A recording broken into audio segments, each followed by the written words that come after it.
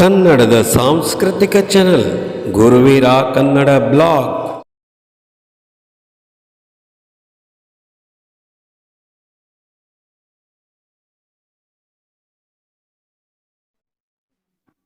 ವೀಕ್ಷಕರೇ, ತಮಗೆಲ್ಲರಿಗೂ ನಮ್ಮ ಯೂಟ್ಯೂಬ್ ಚಾನಲ್ ಕನ್ನಡದ ಸಾಂಸ್ಕೃತಿಕ ಚಾನಲ್ ಗುರುವೀರ ಕನ್ನಡ ಬ್ಲಾಗ್ಗೆ ಹೃದಯಪೂರ್ವಕವಾದ ಸ್ವಾಗತ. ವೀಕ್ಷಕರೇ, ಇವತ್ತಿನ ಈ ವಿಡಿಯೋದಲ್ಲಿ ನಾವು ಒಬ್ಬ ಸಂತರು, ಮಹಾತ್ಮರು, ಯೋಗಿಗಳು ಅವರ ಒಂದು ಪರಿಚಯ, ಅವರ ಪರಿಚಯಕ್ಕಿಂತಲೂ ಅವರ ಚರಿತ್ರೆ ಬರೆದಂಥ, ಅವರ ಚರಿತ್ರೆಯನ್ನು ಒಳಗೊಂಡಂಥ, ಅವರ ಜೀವನ ಕಥೆಯನ್ನು ಒಳಗೊಂಡಂಥ ಒಂದು ಗ್ರಂಥದ ಪರಿಚಯ ಮಾಡ್ತೇವೆ. ಈ ವಿಡಿಯೋದಲ್ಲಿ ನಾನು ಪರಿಚಯಿಸುವಂಥ ಗ್ರಂಥ ಏನು ಅಂದರೆ, ಮಹಾತ್ಮರು ಅವರು ಗ್ರಂಥವನ್ನು ನಮ್ಮ ಒಬ್ಬ ಸ್ನೇಹಿತರು ಬರೆದಿದ್ದಾರೆ. ಬಹಳ ಕಷ್ಟದಿಂದ ಬರೆದಿದ್ದಾರೆ. ಅಂತಹ ಮಹಾತ್ಮರ ಚರಿತ್ರೆಯನ್ನು ಬರೆದಂಥ ನಮ್ಮ ಸ್ನೇಹಿತರ ಬಗ್ಗೆ ಪರಿಚಯ ಮಾಡಿಕೊಡುತ್ತೇವೆ ಹಾಗೂ ಗ್ರಂಥದ ಬಗ್ಗೆ ಪರಿಚಯ ಮಾಡಿಕೊಡುತ್ತೇವೆ ಈ ಒಂದು ಚಿಕ್ಕ ವಿಡಿಯೋದಲ್ಲಿ. ಆಮೇಲೆ ಮುಂದಿನ ವಿಡಿಯೋದಲ್ಲಿ ನಾವು ಗ್ರಂಥದಲ್ಲಿರ್ತಕ್ಕಂಥ ಮಹಾತ್ಮರ ಅವರ ಜೀವನ ಚರಿತ್ರೆ, ಅವರು ತಮ್ಮ ಜೀವನ ಹೇಗೆ ನಡೆಸಿದರು, ಜನರ ಜೊತೆಗೆ ಯಾವ ರೀತಿ ಬೆರೆತರು, ಯಾವ ರೀತಿ ಅವರು ತಮ್ಮ ಸಾಧನೆಗಳನ್ನು ಮಾಡಿದರು, ಯಾವ ರೀತಿ ಪರಮಾತ್ಮವನ್ನು ದೇವರನ್ನು ಒಲಿಸಿಕೊಂಡ್ರು, ದೇವರಿಗೆ ಬೇಕಾದವರಾದರು ಅಂತ ಒಂದು ಮುಂತಾದ ಅವರ ಪವಾಡಗಳು, ಅವರ ಲೀಲೆಗಳು, ಇವುಗಳ ಬಗ್ಗೆ ಮುಂದಿನ ವಿಡಿಯೋಗಳಲ್ಲಿ ಬರ್ತವೆ. ನಾನು ನಿಜ ಹೇಳಬೇಕಂದ್ರೆ, ಪುಸ್ತಕವನ್ನು ಈ ಮಹಾತ್ಮರ ಚರಿತ್ರೆ ಬರೆದಂಥ ನಮ್ಮ ಸ್ನೇಹಿತರು, ಅವರಿಗಾಗಲೇ ಅವರಿಂದ ನಾನು ಪುಸ್ತಕ ಪಡೆದು ಆಗಲೇ ಸುಮಾರು 1 ತಿಂಗಳಕ್ಕಿಂತಲೂ ಜಾಸ್ತಿಯ ಸಮಯ ಆಗಿದೆ. ಅವರಿಗೆ ಹೇಳಿದೆ, ನಾನು ಅವರಲ್ಲಿ ಮನವಿ ಮಾಡಿಕೊಂಡೆ, ಸ್ನೇಹಿತರೆ, ನಮಗೆ ಭಾಳ ಸಂತೋಷ ಇದೆ, ಈ ಮಹಾತ್ಮರ ಚರಿತ್ರೆ ಬರೆದಿದ್ದೀರಾ, ನೀವೊಂದು ಕಾಪಿ ಕಳಿಸಿದರೆ, ಒಂದು ಪ್ರತಿ ಕಳಿಸಿದರೆ ನಾವು ಕೂಡ ನಮ್ಮ ಚಾನಲ್ನಲ್ಲಿ ಪರಿಚಯ ಮಾಡಿಕೊಳ್ತೇವೆ ಅಂತ ಅವರು ಖುಷಿಪಟ್ಟು ಕಳಿಸಿದ್ದಾರೆ. ತರಿಸಿ ಅವ್ರ ಚರಿತ್ರೆ ತರಿಸಿ ಆಗಲೇ ಸುಮಾರು 1 ತಿಂಗಳು ಮೇಲಾಯಿತು. ನನಗೆ ಸಮಯ ಸಿಗ್ತಾ ಇಲ್ಲ, ಬೇರೆ ಬೇರೆ ಹೀಗೆ ಸಮಯ ಸಿಗೋದಿಲ್ಲ. ಇಲ್ಲಿ ಬಂದು ಕೂತ್ಕೊಳ್ಳೋಕ್ಕೆ, ಈ ಸ್ಟುಡಿಯೋದಲ್ಲಿ ಬಂದು ಕೂತ್ಕೊಳ್ಳೋಕೆ ನನಗೆ ಸಮಯ ಇಲ್ಲ. ಈಗ ನಾನು ಇತ್ತಿತ್ತಲಾಗಿ ಜಾಸ್ತಿ ವಿಡಿಯೋನು ಆಗ್ತಾ ಇಲ್ಲ. ಹಾಗೆ ರಂಗೋಲಿ ಅದು ಇದು ಏನೋ ಹಾಕ್ತಾ ಇರ್ತೇನೆ. ಆದರೂ ಕೂಡ ಸಮಯ ಮಾಡಿಕೊಂಡು ಇವತ್ತು ಸೋಮವಾರ ದಿವಸ ಮಾರ್ಚ್ 3ನೇ ತಾರೀಕು ಕೂತಿದ್ದೀನಿ, ಪ್ರಾರಂಭ ಮಾಡ್ತೇನೆ. ಈಗ ನಾನು ನೋಡಿ, ಇದು ಚರಿತ್ರೆ. ಇವರು ಯಾರು? ಇವರು ಮಹಾತ್ಮರು, ಸಂತರು ಆಗಿ ಹೋಗಿದ್ದಾರೆ. ಮಹಾತ್ಮರು ತಮ್ಮ ಜೀವನವನ್ನು ತಮ್ಮ ಮನೆ, ಮಠ, ಹೆಂಡರು, ಮಕ್ಕಳು ಎಲ್ಲ ಜನಸೇವೆ ಮಾಡ್ತಾರೆ. ಜನರಿಗಾಗಿ ಮಾಡ್ತಾ ದೇವರನ್ನು ಒಲಿಸಿಕೊಂಡು ಪಾವನರಾಗಿ, ದೇವರೇ ದೇವರಾಗಿ, ತಾವೇ ದೇವರಾಗಿ ಪವಾಡಗಳನ್ನು ಮಾಡಿ ತಮ್ಮ ಮಹಿಮೆಯನ್ನು ಬರೆದಿದ್ದಾರೆ. ಓಕೆ, ಈ ಪುಸ್ತಕದ ಹೆಸರು ಚಿಕ್ಕಸಿಂಧಿಯ ಸದ್ಗುರು ಶ್ರೀ ವೀರೇಶ್ವರ ಶರಣರು. ಇದು ಒಂದು ಪುಸ್ತಕ. ಈ ಪುಸ್ತಕ ಗದ್ಯ ಭಾಗದಲ್ಲಿದೆ.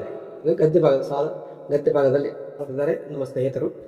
ಆಮೇಲೆ ಇನ್ನೊಂದು ಪುಸ್ತಕ ಅದೇ ಅವರೇ ಸ್ನೇಹಿತರು ಬರೆದಿದ್ದಾರೆ, ಅವರ ಚರಿತ್ರೆ. ಇದು ಪುರಾಣ ಕಾವ್ಯ ಅಂತಂದರೆ ಇದೇನು ಚರಿತ್ರೆ, ಈ ಕನ್ನಡ ವ್ಯಾಕರಣಬದ್ಧವಾಗಿ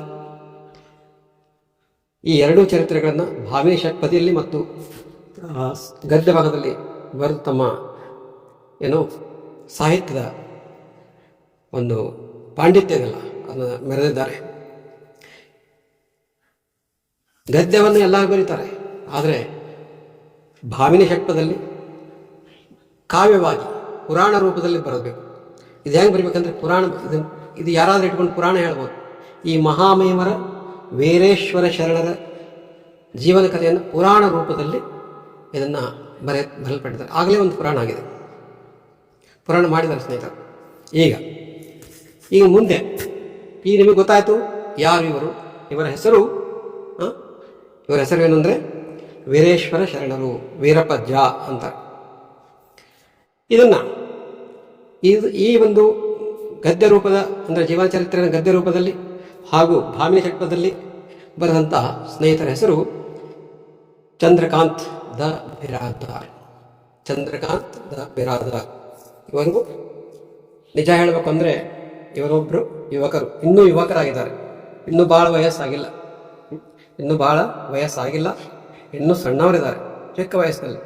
ಆಮೇಲೆ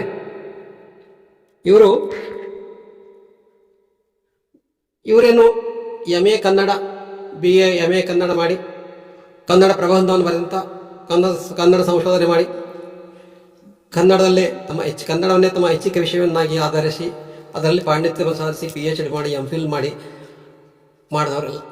ವಿಶ್ವವಿದ್ಯಾಲಯದಿಂದ ಕನ್ನಡದ ಮೇಲೆ ಯಾವುದೇ ಒಂದು ಹೆಚ್ಚಿನ ಒಂದು ಅಧ್ಯಯನ ಮಾಡಿದವರಲ್ಲ. ಇವರು ಈ ಚಂದ್ರಕಾಂತ್ ಬಿರಾದರ್ ಅವರು ಯುವಕರು. ಆಮೇಲೆ ಇವರು ವಿಜ್ಞಾನ ಭಾಗದ ವಿದ್ಯಾರ್ಥಿಗಳು. ಇವರು ತಮ್ಮ 12ನೇ ತರಗತಿವರೆಗೆ PUC ಮುಗಿಸಿ ನರ್ಸಿಂಗ್ನಲ್ಲಿ BSc ನರ್ಸಿಂಗ್ ಅಂತ ಕೋರ್ಸ್ ಇದೆಯಲ್ಲ, ಆ ನರ್ಸಿಂಗ್ ಮಾಡಿದ್ರು, ಸೈನ್ಸ್ ವಿಭಾಗದ ವಿದ್ಯಾರ್ಥಿ ಜೀವನ ಮಾಡಿ ಆಮೇಲೆ ಇವತ್ತು ಸರ್ಕಾರಿ ವೈದ್ಯಕೀಯ ಟೆಕ್ನಿಷಿಯನ್ ಆಗಿ ಅವರು ಕೆಲಸ ಮಾಡ್ತಾ ಇದ್ದಾರೆ. ನರ್ಸಿಂಗ್ ಅದೇ ಯಾವುದೋ ಇರ್ಬೋದು ಅಷ್ಟಂತ. ಇಂಥ ವಿಜ್ಞಾನ ಭಾಗದಲ್ಲಿ ಇದ್ದುಕೊಂಡು ಈ ಒಂದು ಐತಿಹಾಸಿಕ ಚರಿತ್ರೆಯನ್ನು ಸಂಶೋಧನೆ ಮಾಡೋದು. ಇವರ ಕಾಲದಲ್ಲಿ ಈ ಮಹಾಮಹಿಮರ ಒಂದು ಜೀವನ ಚರಿತ್ರೆ, ಎಲ್ಲರ ಕಥೆ ಬರೀತಾರೆ, ಕಥೆಗಳನ್ನೆಲ್ಲ ಬರೀತಾರೆ, ಕವಿತೆ ಬರೀತಾರೆ. ಆದರೆ ಇತಿಹಾಸವನ್ನು ಸಂಶೋಧನೆ ಮಾಡೋದು ಒಬ್ಬ ಮಹಾಮಹಿಮ ಆಗಿ ಹೋಗಿದ್ದಾನೆ. ಆ ಮಹಾಮಹಿಮನ ಹುಟ್ಟೂರು, ಅವನ ಹುಟ್ಟಿನ ಹಿನ್ನೆಲೆ ಹಿಡ್ಕೊಂಡು, ಅವನ ತಂದೆ ತಾಯಿ ಹಿಡ್ಕೊಂಡು, ಅವನು ಇಡೀ ಜೀವನ ಎಷ್ಟು ವರ್ಷ ಅವರು ತಮ್ಮ ಪವಾಡಗಳಲ್ಲಿ ಜೀವನ ಕಳೆದಿರ್ತಾರೆ. ಇಡೀ ವರ್ಷ ಅವ್ರ ಜೀವನ ಚರಿತ್ರೆ, ಎಲ್ಲೆಲ್ಲಿ ಯಾವ ಊರಲ್ಲಿ ಅಡ್ಡಾಡಿದ್ರು, ಯಾರ್ಯಾರು ಬಂದರು, ಯಾರ್ಯಾರ ಜೀವನದಲ್ಲಿ ಯಾರ್ಯಾರು ಅವ್ರ ಹತ್ರ ಬಂದರು, ಎಷ್ಟು ಜನ ಭಕ್ತರು ಅವ್ರಿಗೆ ನಡ್ಕೊಂಡ್ರು, ಯಾವ ಭಕ್ತರಿಗೆ ಏನೇನು ಸಮಸ್ಯೆಗಳನ್ನು ಪರಿಹರಿಸಿದರು, ಯಾವ ಭಕ್ತರಿಗೆ ಕಷ್ಟ ನಡೆಸಿದ್ರು, ಆ ಭಕ್ತರ ಹೆಸರು, ಅವ್ರು ಯಾವ್ರವರು, ಅವ್ರು ಎಲ್ಲಿಂದ ಬಂದರು, ಅವ್ರು ಏನು ಕೇಳಿದ್ರು, ಅವ್ರಿಗೇನು ಇವರು ಕೊಟ್ಟರು, ಅವ್ರಿಗೇನು ಸಮಾಧಾನ ಮಾಡಿದರು, ಅವ್ರೇನು ಲೀಲೆ ತೋರಿಸಿದ್ರು, ಏನು ಪವಾಡಗಳನ್ನು ಮಾಡಿದ್ರು, ಅಷ್ಟೊಂದು ಸಂಶೋಧನೆ ನಾನು ಓದಿದ್ದೀನಿ. ಈ ಗದ್ಯ ಭಾಗವನ್ನು ಓದಿದ್ದೀನಿ, ಇದನ್ನು ಪೂರ್ತಿ ಓದಿದೆ. ಇದರಲ್ಲಿ ಸುಮಾರು ಏನೂ ಇಲ್ಲ ಅಂತಂದರೂ ಒಂದು 100ಕ್ಕಿಂತಲೂ ಹೆಚ್ಚಿನ ಲೀಲೆಗಳು, ಪವಾಡಗಳನ್ನು ಸಂಗ್ರಹಿಸಿದ್ದಾರೆ.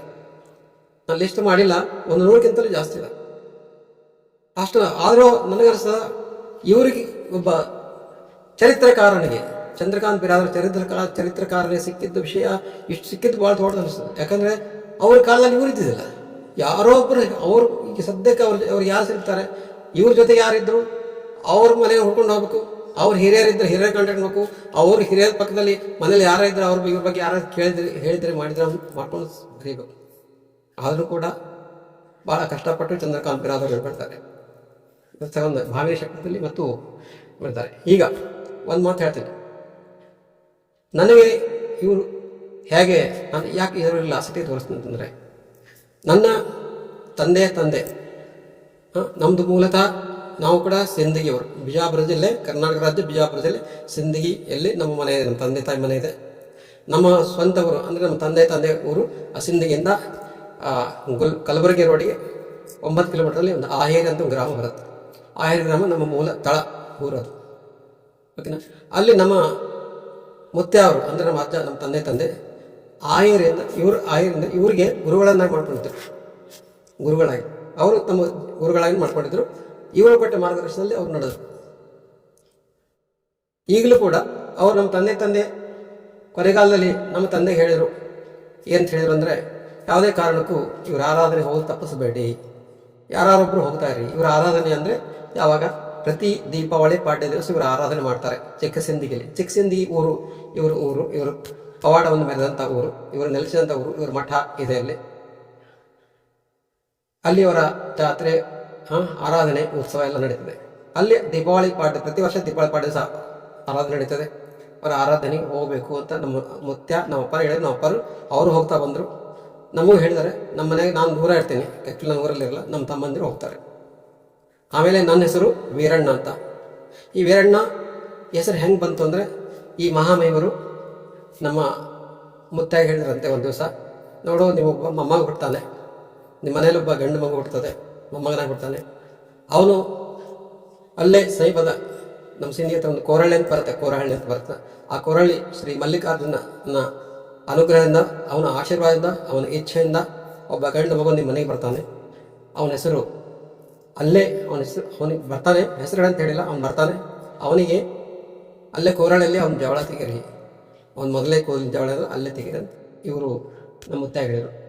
ಅದರಂತೆ ನಮ್ಮ ಮುತ್ತೆ ಏನು ಮಾಡಿದ್ರು, ನಮ್ಮ ತಂದೆಯವರು ಹೇಳ್ತಾರಂತ ಕಾಣುತ್ತೆ. ಅದಕ್ಕೆ ನಮ್ಮ ತಂದೆಯವರು ಇವನಿಗೆ ಹೇಳಿದ, ನಮ್ಮ ಅಪ್ಪಾರು ಹೇಳಬೇಕು ತಂದೆಯವರಿಗೆ, ನೋಡು ಇವ ಹುಟ್ಟುವಂಥ ಮಗ ಹುಟ್ಟಲ್ಲ, ಅವನಿಗೆ ಇವ್ರ ಹೆಸರನ್ನೇ ಇಡಬೇಕು, ವೀರೇಶ್ವರ ಶರಣರು. ಇವರ ಹೆಸರು ವೀರೇಶ್ವರ, ನಾನು ವೀರಣ್ಣ. ಓಕೆ, ಇವ್ರ ಹೆಸರೇ ನನಗೆ ಇಟ್ಟಿರೋದು. ಆಮೇಲೆ ಕೋರಳ್ಳಿ ಎಲ್ಲಿ ಬರ್ತದಪ್ಪ ಅಂದರೆ ಆ ಹಳ್ಳಿ ಗ್ರಾಮ. ಇವರು ಹುಟ್ಟಿ ಬೆಳೆದಂಥ ಒಂದು ಗ್ರಾಮ ದೇವರನಾವದಿ ಅಂತ ಬರ್ತದೆ. ಅದ್ರ ಪಕ್ಕದ ಊರೇ ಕೋರಳ್ಳಿ.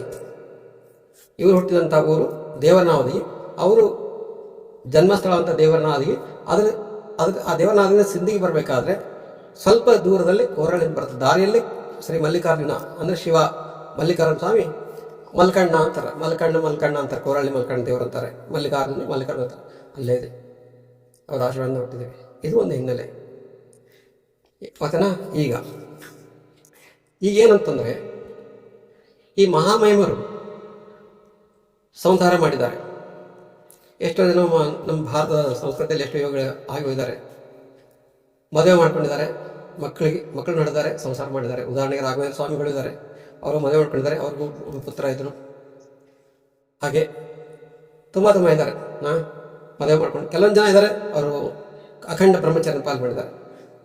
ಇವರು ಮದುವೆ ಮಾಡ್ಕೊಂಡಿದ್ದಾರೆ, ಸಂಸಾರ ಮಾಡಿದ್ದಾರೆ. ಆದರೆ ಮುಂದೆ ಕೆಲವು ಸಮಯದ ನಂತರ ಜಾಸ್ತಿ ಸಂಸಾರ ಮಾಡಿಲ್ಲ, ಮಕ್ಕಳು ಇನ್ನೂ ಸಣ್ಣ ತಿಳುವಳಿಕೆ ಬರೋಕ್ಕಿಂತ ಮುಂಚೆನೇ ಮಕ್ಕಳನ್ನ ಕಳ್ಕೊತಾರೆ, ಹೆಂಡತಿನ ಕಳ್ಕೊತಾರೆ. ಮುಂದೆ ಅವರು ಬೇಡ ಅಂತಿಕೊಂಡು ಹೀಗೆ ಕಳ್ಕೊತಾರೆ. ಸಂಸಾರದಿಂದ ಭಾವ ಬಂದ ಹೊರಗೆ ಬರ್ತಾರೆ. ಆ ರೀತಿ ಜೀವನ ಬರ್ತದೆ, ಲೀಲೆ ಆಗುತ್ತೆ. ಒಂದು ಅವರು ಜನರ ಸೇವೆಯಲ್ಲಿ ಉಳಿತಾರೆ, ತಪಸ್ಸು ಮಾಡ್ತಾರೆ, ಜಪ ತಪ ಮಾಡ್ತಾರೆ, ದೇವಿ ಪುರಾಣಗಳನ್ನು. ಇವರು ಕೂಡ ದೇವಿ ಪುರಾಣ ಓದ್ತಾರೆ. ದೇವಿ ಮಹಾತ್ಮೆ ಗೊತ್ತಲ್ಲ, ನಮ್ಮ ಈ ಕನ್ನಡ ಚಲನಲ್ಲಿ ನೋಡಿ, ನಾವು ದೇವಿ ಪಾರಾಯಣ ದಸರಾದಲ್ಲಿ 18 ಅಧ್ಯಾಯಗಳನ್ನು 18 ವಿಡಿಯೋಗಳಲ್ಲಿ ಮಾಡಿಕೊಟ್ಟಿದ್ದೇವೆ. ನಿಮಗೆ ಯಾರಾದರೂ ದೇವಿ ಪುರಾಣದ ಬಗ್ಗೆ ಕೇಳಬೇಕು ಅನ್ನೋ ಆಶೆ ಇದ್ದರೆ ಕೇಳಿ. ನಮ್ಮ ಚಾನಲ್ನಲ್ಲಿ 2 ಸಲ ನಾವು ಪಾರಾಯಣ ಮಾಡಿದ್ದೀವಿ. ಪ್ರತಿ ವರ್ಷ ದಸರಾದಲ್ಲಿ ನಾವು ದೇವಿ ಪಾರಾಯಣ ಮಾಡ್ತೀವಿ. ಅದನ್ನು ನಾವು ವಿಡಿಯೋ ಮುಖಾಂತರ ಹಾಕಿದ್ದೀವಿ, ನೀವು ಕೇಳಿ. ಇಲ್ಲಿ ಹಾಕೊಂಡು ನಿಮಗೆ ಆಸಕ್ತಿ ಇದ್ದವರು. ಓಕೆನಾ? ಈ ಮಹಾತ್ಮರು ದೇವಿಯ ಭಕ್ತರವರು, ದೇವಿಯ ಉಪಾಸಕರು. ದೇವಿ ಈ ಮಹಾತ್ಮರಿಗೆ ಒಲಿದಿದ್ದಾಳೆ.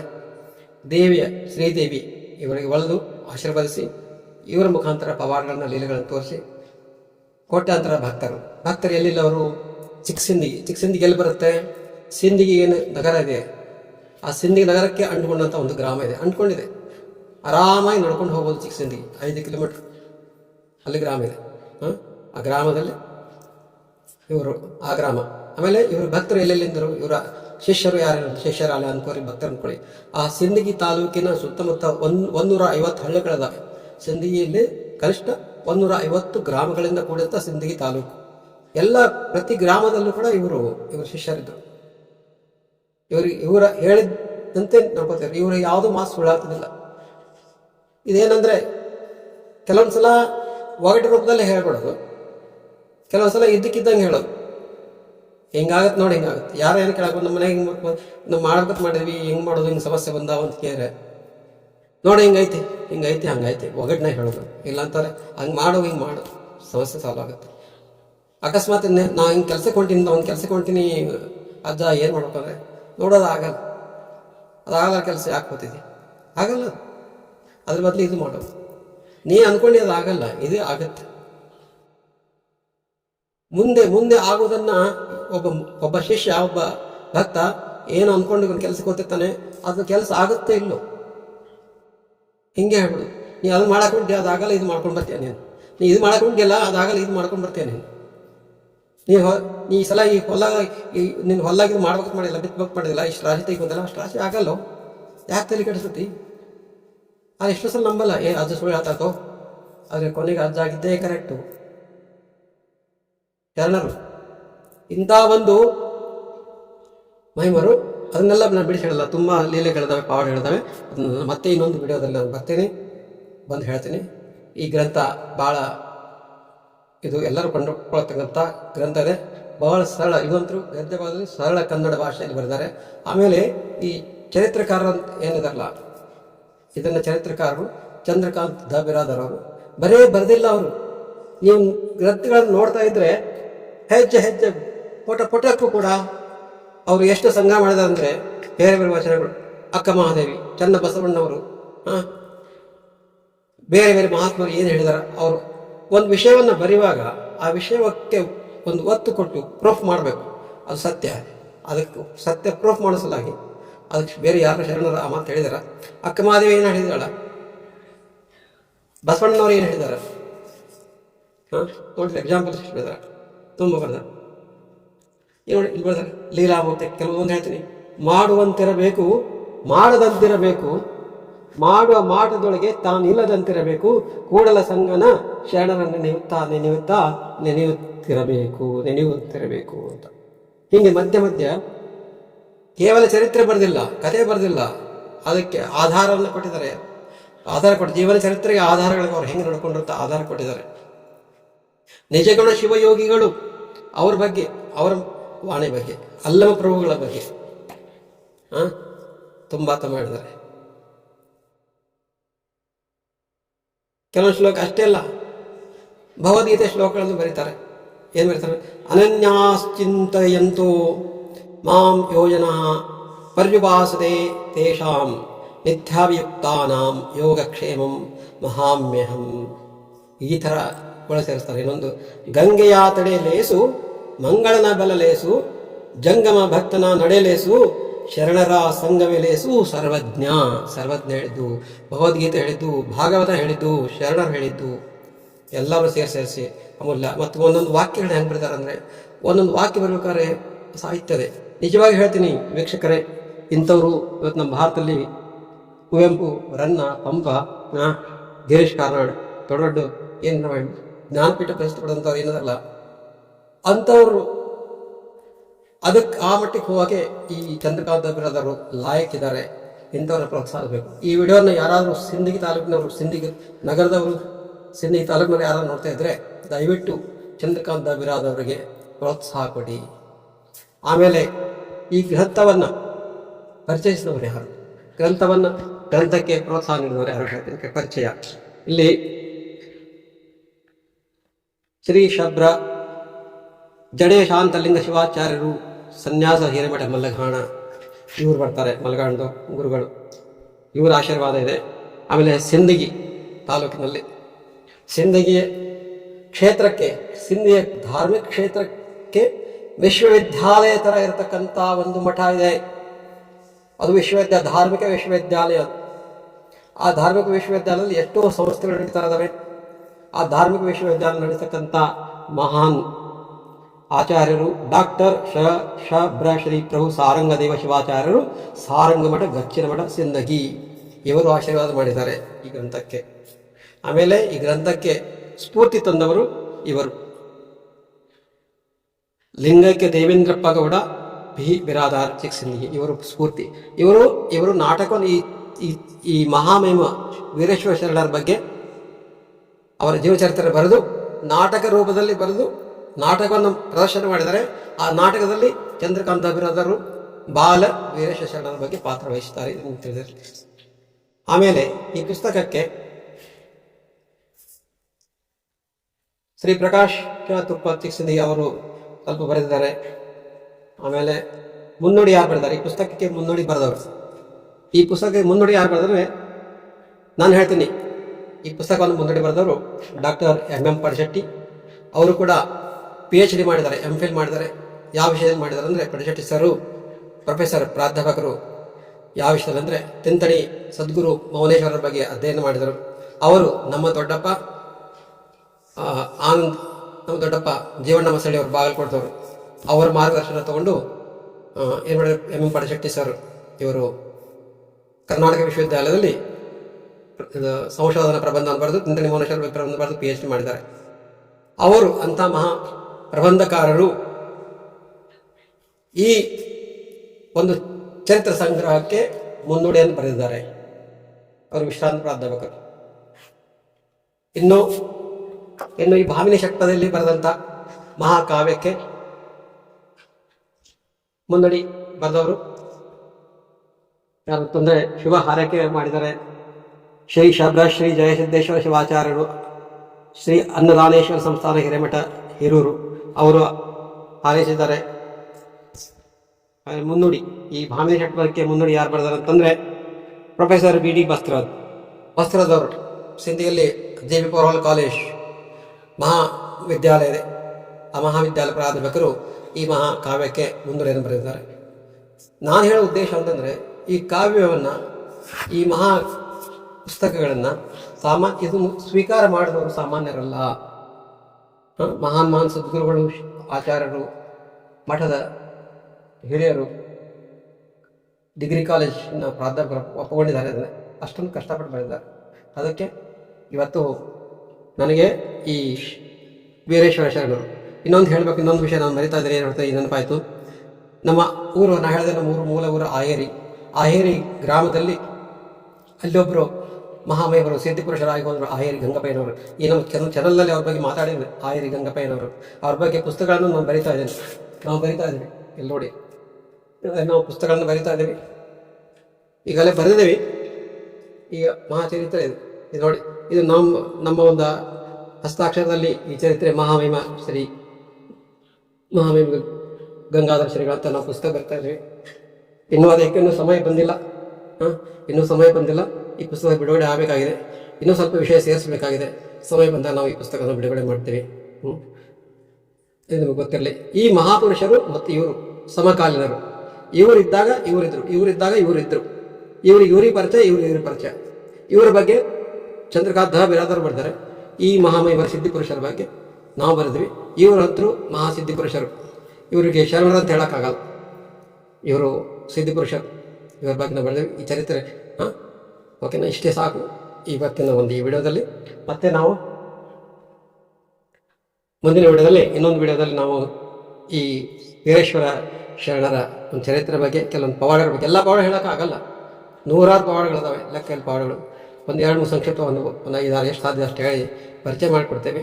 ಭಕ್ತರು ಮುಖ್ಯವಾಗಿ ಸಿಂದಗಿ ನಗರದ ಇರತಕ್ಕಂಥವರು, ಸಿಂದಗಿ ನಗರದ ಸುತ್ತಮುತ್ತ 150 ಹಳ್ಳಿಗಳ ಗ್ರಾಮರು, 150 ಹಳ್ಳಿಯ ಏನದಾವಲ್ಲ ಸುತ್ತಮುತ್ತ ಬಿಜಾಪುರ ಜಿಲ್ಲೆಯವರು ಎಲ್ಲರೂ ಈ ಪುಸ್ತಕವನ್ನು ಕೊಂಡ್ಕೋಬೇಕು.